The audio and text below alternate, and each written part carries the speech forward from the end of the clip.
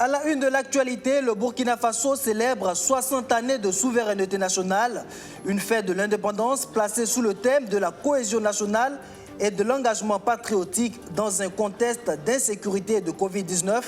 Comme à l'accoutumée à Banfora, dans la ville haute des festivités, s'est tenue ce matin la grande parade civilo-militaire en présence du président du Faso. Images et réactions dans un instant. Dans cette décision également, nous ferons un zoom sur la SN Sosuco, cette société sucrière industrielle qui fait la fierté de la région des Cascades. Elle produit le quart de la consommation nationale de sucre, l'une des industries du pays qui résiste encore aux intempéries dans un contexte économique difficile. Un véritable exemple de résilience. Bonjour mesdames et messieurs, merci de nous choisir. Bonne fête de l'indépendance à toutes et à tous. Aujourd'hui, vendredi 11 décembre, le Burkina Faso célèbre ses 60 années d'accession à la souveraineté nationale. Comme vous le savez, c'est la ville de Banfora qui accueille cette année les festivités. Ce matin a eu lieu la grande parade civilo-militaire qui a mobilisé 3500 défilants, dont 2000 civils et 1500 militaires. Un défilé qui s'est déroulé sous le regard du chef de l'État et de quelques membres du gouvernement. Cette année, l'événement est placé sous le thème « Cohésion nationale, engagement patriotique pour un développement durable au Burkina Faso dans un contexte d'insécurité et de Covid-19 ». Je vous propose d'écouter à présent la réaction du chef de l'État. Je voudrais profiter de l'occasion que vous me donnez pour remercier tous ceux et toutes celles qui ont participé à l'organisation de cette manifestation. Comme vous l'avez si bien dit, aujourd'hui, le thème qui nous rassemblait autour de ce 11 décembre intègre aussi bien les questions de sécurité, les questions de la lutte contre le terrorisme, que la question du Covid-19, des inondations et de la nécessité pour l'ensemble des fils et filles du Burkina Faso de se rassembler sur ce qui est l'intérêt commun, qui est de défendre, de développer le Burkina Faso en faveur des Burkinabés. Il est évident qu'on n'a jamais eu autant de masques, mais vous savez pourquoi. La Covid-19 n'a pas encore disparu du Burkina Faso ni du monde entier. C'est pourquoi nous avons appelé le peuple burkinabé à plus de responsabilités. Il s'agit pour nous de nous protéger et d'éviter de contaminer les autres et de pouvoir briser la chaîne de contamination, ce qui va nous permettre de mettre un frein à l'évolution de cette pandémie. Et je voudrais, comme je l'ai dit, dire que l'ensemble du corps médical qui travaille sur ces questions, il trouvera satisfaction si nous aussi nous faisons un effort. Et vous savez que c'est une maladie qui également entraîne des morts et je voudrais en tout cas encore une fois profiter de l'occasion que vous me donnez pour lancer un appel à tous les Burkinabés de porter leur masque, de garder la distanciation, de se laver les mains, de ne pas continuer à se serrer les mains comme avant. C'est un moment à passer qui est difficile, ce n'est pas dans nos cultures, mais il faut l'accepter. Voilà. C'est pour en tout cas vous saluer, vous aussi, les journalistes et photographes qui animaient cette question et qui permettaient donc à cette journée d'être célébrée partout et d'être entendue partout au Burkina Faso. Merci. Eh bien, vous venez de l'entendre, le président du Faso qui invite la population à plus de responsabilités face à la crise sanitaire. À présent, je vous propose d'écouter la réaction de quelques citoyens. Oui, non, la fête se passe très bien, mais vraiment on est fatigué. Depuis hier, nous, on est là ici. Voilà, depuis hier, moi j'étais de l'autre côté là-bas. Bon, aujourd'hui, je me suis retrouvé ici. En tout cas, la fête se passe très bien. Mais bon, les maquillages que je vois là, vraiment, je suis très content.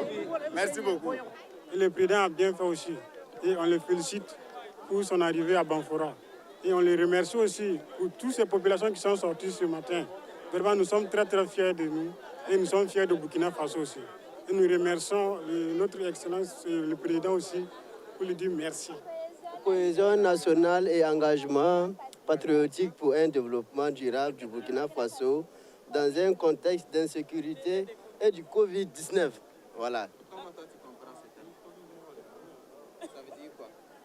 Bon, face aux différents trucs et difficultés que le Burkina Faso rencontre, bon, je me dis qu'on ne baisse pas les bras. Voilà, donc malgré tout ce qu'on subit, bon, on reste debout pour montrer à l'ennemi que bon, on est toujours burkinabé. Voilà, la patrie ou la mort nous vaincront. Ils finissent par eux-mêmes qui donnent le contenu de ce que ceux qui ont initié le thème ont voulu mettre en avant. Hein. Je crois que la cohésion nationale, c'est lié au contexte que nous connaissons aujourd'hui. Il faut nécessairement que les fils et filles du Burkina Faso se retrouvent et puis pouvoir défendre la patrie qui est en danger suite aux attaques terroristes. L'autre question qui s'est invitée dans le débat, c'est la Covid-19. Hein, personne ne l'attendait en tant que tel. C'est vrai que c'est mondial, mais ça a quand même eu un impact important sur la gestion ou le mode de gestion du pays. Mais ça a révélé aussi les difficultés au plan mondial de la gestion de la santé des... Nous reviendrons plus en détail sur tout cela dans notre édition de 19h30.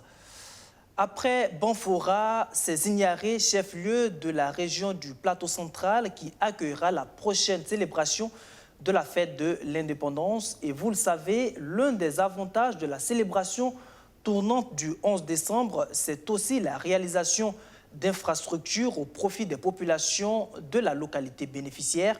Des infrastructures dont la qualité est très souvent remise en cause. Eh bien, hier, à la veille de l'événement, le chef de l'État s'est rendu sur quelques chantiers lancés pour la circonstance à Banfora. Des ouvrages qui ont connu des fortunes diverses que le président a commenté. Abdourazak Traoré. Depuis le début des projets de réalisation dans la cité du Paysan Noir, jusque-là, les contrôles et les visites étaient faits par des autorités déconcentrées et quelques ministres. Ce 10 décembre, c'est le commandant de bord lui-même, le chef de l'État, qui descend sur le terrain. Le périple commence ici, sur le site des logements sociaux, où Rochmar Christian Kaboré exprime son satisfait. 200 logements sociaux qui ont été construits, déjà souscrites par des personnes de Banfora, ce qui montre qu'il y avait un véritable besoin qui existe.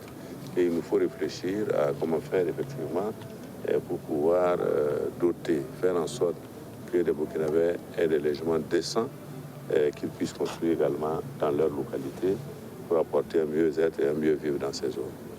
Donc en tout cas, je dois féliciter tous les entrepreneurs qui ont pris part à ces travaux et qui ont fait, à mon avis, du bon travail et souhaiter que, en tout cas au niveau de Banfora, l'ensemble de ces travaux qui ont été faits puissent être gérés au mieux dans l'intérêt, je dirais, de la ville.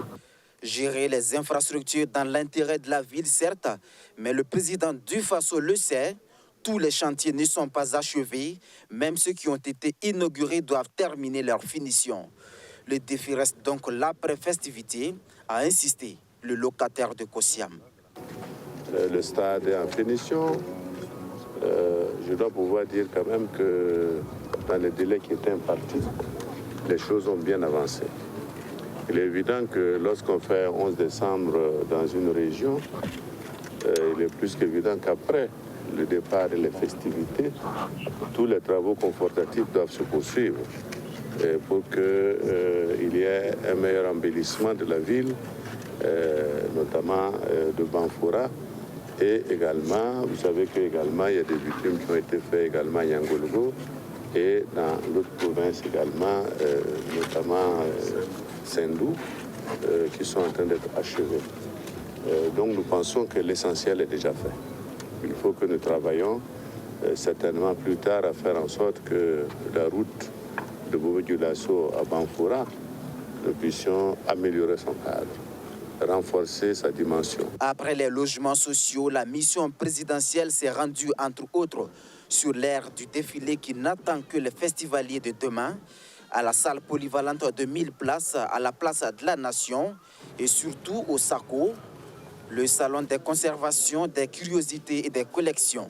Là-bas, le président du Faso a été émerveillé, si bien qu'il a annoncé une contribution pour soutenir l'initiative et a appelé les Burkinabés à lui emboîter le pas.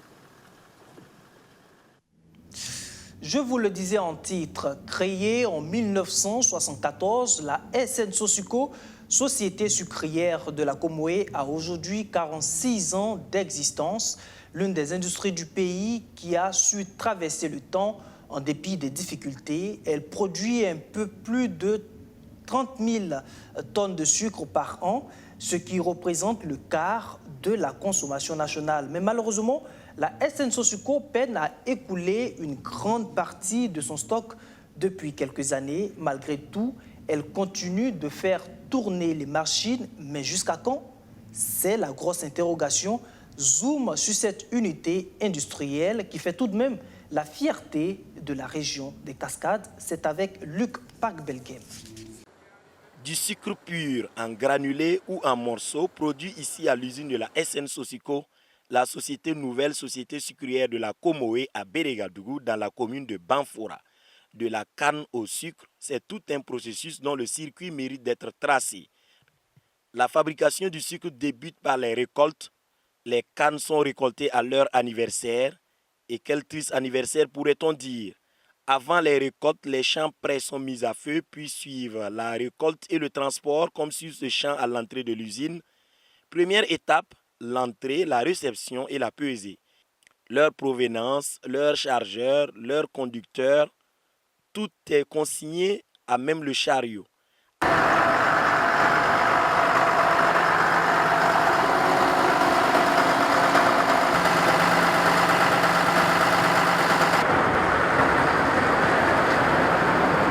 Après la pesée, c'est l'alimentation de l'usine.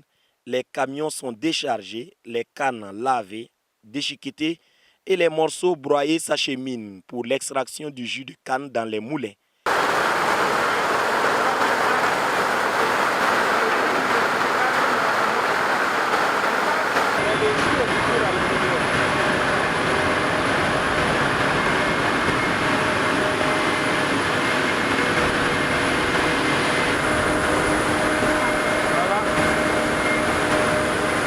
Cherchons, c'est obtenir ces fibres déchiquetées-là. Le jus est toujours à l'intérieur.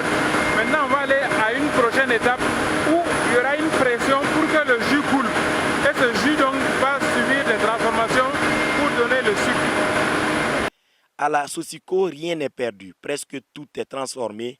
Les fibres pressées qui ne contiennent plus grand-chose en sucre sont utilisées comme combustible pour la production de la vapeur d'eau qui fait fonctionner les turbo-alternateurs pour la production d'électricité, vapeur d'eau qui fait fonctionner également les turbo-réducteurs pour le broyage de la canne. Les fibres qui sortent des moulins dépassent nos besoins en production d'énergie. Et il y a un stock excédentaire qui est stocké là.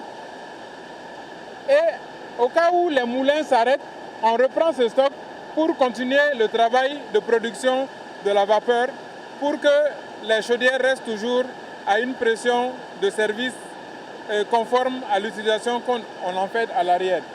Et après la campagne, nous avons des fibres qui nous permettent de faire marcher la station de production d'électricité pendant 1 à 2 mois pour produire l'électricité pour l'usine, l'administration et même les habitations de la SN Sosuco qui sont alentour.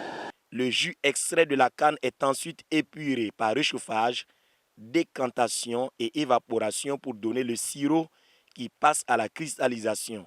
Il est ainsi obtenu des grains de sucre qui vont être séchés et de la mélasse.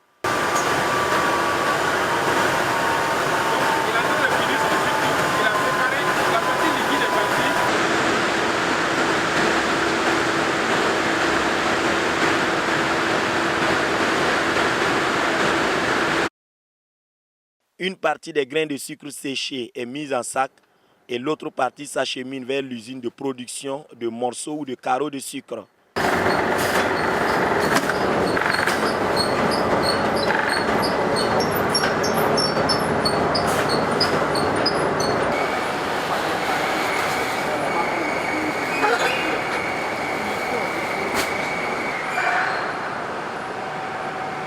Ces 2 chaînes de fabrication de sucre morceau ont été installées préalablement à Banfora.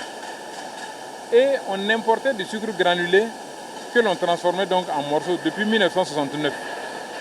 Et c'est en 1974 que l'usine a été montée pour transformer la canne en granulé.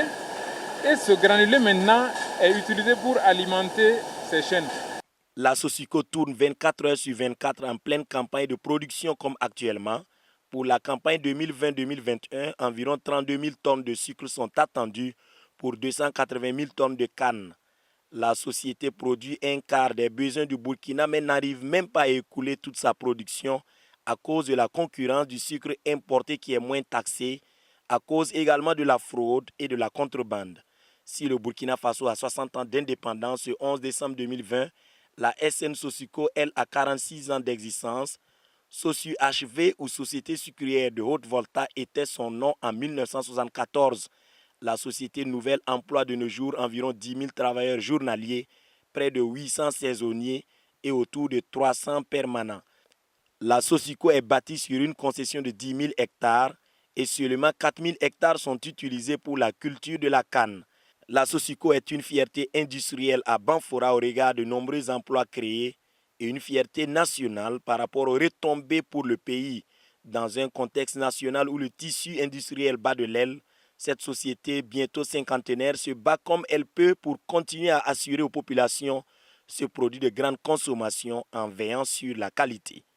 Je te ferai goûter à notre bon bandit. Tu seras sous le charme de ce beau pays. Tu verras les cascades de Kafiguela. Voilà de très belles images captées pour nous par l'excellent Luc Pagbelgem. Eh bien, vous venez de l'entendre, la SN Sosico est obligée de réduire ses effectifs à cause du contexte économique morose. Alors, il faut bien trouver des alternatives pour employer les jeunes à part les industries. C'est dans ce cadre que s'inscrit le projet Promotion de l'emploi en milieu rural, une initiative de la coopération allemande GIZ qui entend ainsi accompagner 8 000 jeunes en milieu rural et spécifiquement dans le domaine agricole et agroalimentaire. Justin Amoto. Engagé pour la promotion de l'emploi des jeunes en milieu rural, la GIZ lance le projet PROPEJ, promotion de l'emploi en milieu rural. PROPEJ est un projet global, c'est-à-dire il est mis en œuvre dans 4 pays. Outre le Burkina Faso, le Malawi, le Kenya et la Mozambique. Il a une durée de 5 ans, 2020 jusqu'à fin 2024, et un budget total de 29,5 millions d'euros. Le budget confirmé pour le projet au Burkina Faso est de 6 millions d'euros pour les 5 ans. Le projet interviendra dans les régions du sud-ouest, des Cascades, des autres bassins, de la boucle du Mouroum, de l'Est, du centre-Est et dans la province de la Sicile. Le projet entend toucher environ 8 000 jeunes en milieu rural et spécialement dans le secteur agricole et agroalimentaire. On a identifié déjà beaucoup de partenaires potentiels, des centres de formation technique, des organisations professionnelles avec lesquelles on va travailler les années suivantes pour vraiment améliorer la situation d'emploi dans les zones rurales, notamment les zones périurbaines. Vous savez que la jeunesse d'un pays, si elle n'est pas encadrée, si elle n'a pas la formation professionnelle adéquate, il sera difficile de trouver des emplois pour ces jeunes. Donc l'objectif, c'est de trouver des emplois et de créer des emplois pour ces jeunes dans leur domaine de compétences. Des jeunes et femmes vont bénéficier de formations de courte durée sur l'agriculture, l'insertion sur le marché de l'emploi et aussi sur la promotion de micro, de petites et moyennes entreprises. La GIZ veut à travers ce projet augmenter le pourcentage d'employabilité des jeunes burkinabés de 15 à 35 ans en zone rurale. C'est très souvent l'une des grandes inquiétudes en ce qui concerne le secteur minier, l'impact environnemental. Eh bien, le gouvernement a pris le problème à bras-le-corps. un comité interministériel d'examen des plans et programmes de réhabilitation des mines et des carrières a été mis en place au nombre de 21. Ils ont la lourde charge de veiller à la réhabilitation des sites miniers après exploitation. Sandrine Sougouri. Ils sont 24 à constituer le comité technique interministériel d'examen des plans et programmes de réhabilitation de fermeture des mines et carrières. Désormais, ils ont la charge d'examiner et de valider les plans des sociétés minières afin d'engager le processus de réhabilitation de leurs mines. Alors, le comité, son rôle, c'est de valider le plan de réhabilitation, c'est-à-dire s'accorder sur les coûts des actions qui vont être menées dans le cadre de la réhabilitation, puisque chaque action a un coût bien donné. Alors, pour cela, il y a une liste des activités qui seront éligibles au fonds. Donc, ce n'est pas tout ce qui est fait sur les mines comme travaux, qui font partie des actions de réhabilitation. Donc, nous allons travailler sur la base de cette liste-là d'activités éligibles au fonds. Voilà. Mais auparavant, il faut s'accorder, bien sûr, sur les coûts. L'exploitation minière entraîne certes la dégradation de l'environnement, mais il est nécessaire pour le comité de ne pas perdre de vue le volet social. Il est dit dans le code qu'il revient à la société minière de procéder à la réhabilitation, bien sûr, de la mine pour permettre de restaurer l'environnement dégradé et permettre à l'ensemble des acteurs et des populations de vivre sur un environnement sain. Oui, tout à fait, parce que quand on parle de réhabilitation, il n'y a pas seulement que la réhabilitation physique, ce n'est pas seulement l'environnement physique, il y a aussi le social, parce que les mines sont implantées dans des zones où on a des localités qui sont là, il y a les populations riveraines. Donc la réhabilitation va tenir compte justement des préoccupations de ces populations qui généralement sont impactées par l'activité minière. Cette installation de ce comité est d'une grande importance et est inscrite dans le Code minier de 2015. Pour gagner en efficacité dans l'instruction des dossiers en matière de réhabilitation, des voyages d'études seront organisés en vue de renforcer les capacités des membres du comité. Ainsi prend fin cette édition de la mi-journée. Merci de l'avoir suivi. Bonne fête de l'indépendance à toutes et à tous une fois de plus. À demain, si Dieu le veut. Bonsoir.